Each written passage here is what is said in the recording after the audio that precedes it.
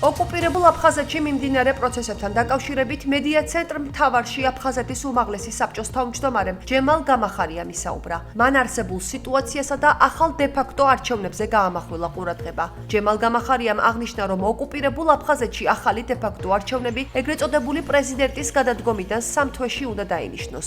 დიდი ალბათობით ან 15 ან 16 თებერვალს გაიმართება დე-ფაქტო საპრეზიდენტო არჩევნები.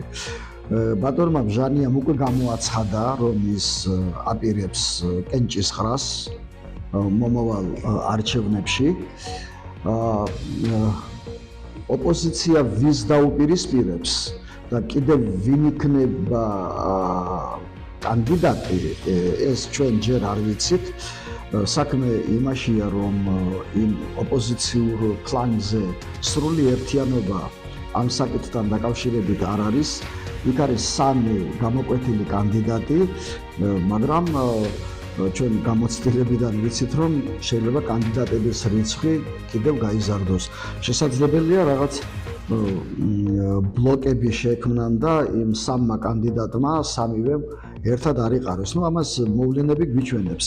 აფხაზეთში საინტერესო რთული და წინააღმდეგობრივი პროცესები მიდის და მათი ანალიზი, გააზრება არის აუცილებელი იმისთვის, რომ ჩვენ გვქონდეს სწორი პოლიტიკა ოკუპირებულ ტერიტორიასთან მიმართებაში, აღნიშნავს ჯემალ გამახარია. უმაღლესი საბჭოს თავმჯდომარე რამდენიმე გარემოებაზე საუბრობს და ფიქრობს, რომ რუსეთი ფსონს კვლავ ასლან ბჟანიაზე დებს.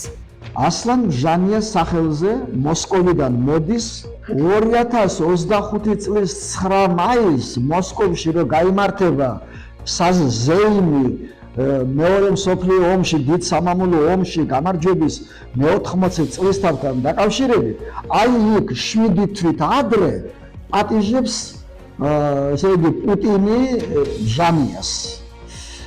ახლა ბჟანიას აი ეს ამბები რო არ მომხდარიყო, მარტში მაინც იყო არჩევნები, მორიგი არჩევნები.